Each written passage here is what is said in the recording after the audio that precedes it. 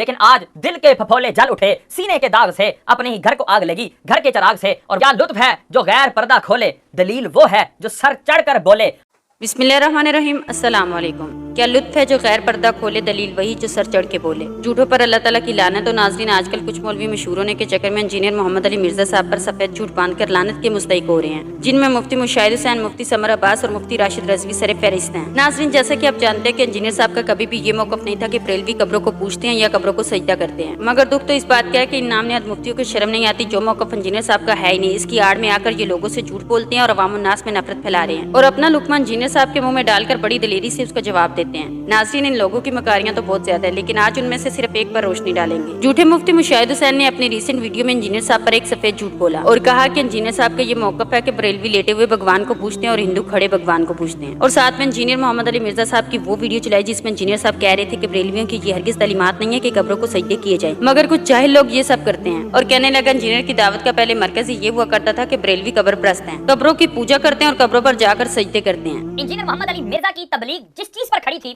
وہ تھا اہل سنت کو دبانا، سنیوں کے حوالے سے غلط فہمیوں کو عام کرنا، سنیوں کو معاذ اللہ ثم معاذ اللہ قبر کا پجاری کہنا، قبر کا پوجنے والا کہنا، قبروں کو سجدہ کر کے شرک میں مبتلا ثابت کرنا، یہ ساری اس کی تبلیغ تھی جس کے اوپر اس کی بنیاد تھی۔ لیکن آج دل کے پھپھولے جل اٹھے سینے کے داغ سے، اپنے ہی گھر کو آگ لگی گھر کے چراغ سے، اور کیا لطف ہے جو غیر پردہ کھولے، دلیل وہ ہے جو سر چڑھ کر بولے۔ آج الحمدللہ ثم الحمدللہ انجینئر محمد علی مرزا نے اپنی زبان سے یہ اعتراف کر لیا کہ جو میں سنیوں کے اوپر یہ تہمتیں لگاتا تھا یہ بالکل بے بنیاد ہیں۔ آج آپ اپنے کانوں سے بلکہ دل کے کانوں سے سنیں اور اپنی دل کی آنکھوں سے یہ کلپ دیکھیں۔ لعنت اللہ علی الکاذبین۔ مفتی صاحب توبہ کریں۔ ناظرین، ایک بات اچھے سے ذہن نشین کر لیں کہ اس مفتی نے جھوٹ بولا اور لعنت کا مستحق ہوا۔ انجینئر صاحب نے کبھی بھی یہ نہیں بولا کہ بریلوی قبروں پر سجدہ کرتے ہیں یا بریلویوں کی تعلیمات میں لکھا ہے کہ سجدہ کرنا جائز ہے، بلکہ انجینئر صاحب کی باقاعدہ اس پر ویڈیو موجود ہے کہ جو لوگ کہتے ہیں کہ بریلوی قبر پرست ہے وہ بالکل غلط کہتے ہیں۔ ناظرین، آج سے تقریباً 6 سال پہلے مشہور زمانہ رمضان ٹرانسمیشن میں جب کوکب نورانی صاحب نے تمام اہل حدیثوں کو حامی کہا تھا اور اہل حدیثوں کے قاری خلیل الرحمان جاوید صاحب نے یہ بات کی تھی کہ بریلوی لیٹے ہوئے کو پوجتے اور ہندو کھڑے کو پوجتے ہیں، تب انجینئر صاحب نے اسپیشل اسی حوالے سے ایک سیشن ریکارڈ کروایا تھا جس میں انہوں نے واضح طور پر کہا تھا کہ قاری خلیل الرحمان جاوید صاحب نے بالکل غلط بات کی ہے، بریلوی قبروں کو ہرگز نہیں پوجتے بلکہ ان میں سے کچھ جاہل لوگ اس طرح کے کام کرتے ہیں۔ اس بولڈ ٹی وی کے پروگرام میں 2 جملے انتہائی علماء کی لیلم فکری ہیں۔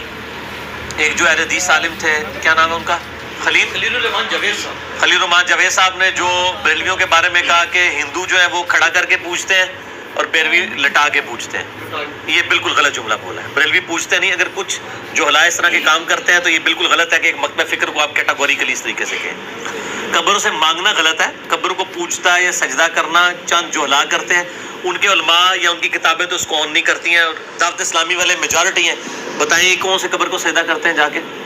یہ جملہ۔ اور دوسرے جو کوکب نورانی صاحب جن کے لیے بڑا مشہور ہے، جی میرے نبی پاک صلی اللہ علیہ وسلم، لوگ کہتے ہیں بڑے میٹھی میٹھی باتیں کرتے ہیں، پتہ چل گیا کتنے میٹھے ہیں۔ اتنی گندی بات کی ہے کہ کوکب نورانی کی اپنی اولاد یا اس کی بیوی یہ سنے تو وہ اس کو گھر میں نہ داخل ہونے دے۔ مفتی صاحب، آپ سے ہمارا ایک معصومانہ سوال ہے، کیا تب آپ سوئے ہوئے تھے یا پھر آپ نے جان بوجھ کر شیطان کی پیروی کرتے ہوئے انجینئر صاحب کا یہ موقف عوام سے چھپایا اور جھوٹ بول کر انجینئر صاحب پر الزامات لگائے اور عوام میں نفرت پھیلانے کی کوشش کی؟ ناظرین، مفتی مشاہد کا یہ جھوٹا بیان ہو چکا ہے اور اب انصاف کا تقاضا تو یہ ہے کہ ان کو لانیہ رجوع ریکارڈ کروانا چاہیے کہ میں نے انجینئر پر جھوٹا الزام لگایا ہے، میں اس سے توبہ کرتا ہوں۔ ان کی ایسی حرکتوں کا مقصد صرف ایک ہی ہے کہ انجینئر کسی طرح ہمیں جواب دیتے اور ہم بھی تھوڑے بہت مشہور ہو جائیں، مگر ان کی یہ حسرت کبھی پوری نہیں ہونے والی۔ اللہ سے دعا ہے کہ اللہ تعالیٰ ان علماء کو علماء یہود کی روش پر چلنے سے بچائے، آمین۔ ملتے ہیں انشاءاللہ نیکسٹ ویڈیو میں، دعاؤں میں یاد رکھیے گا۔ اللہ حافظ۔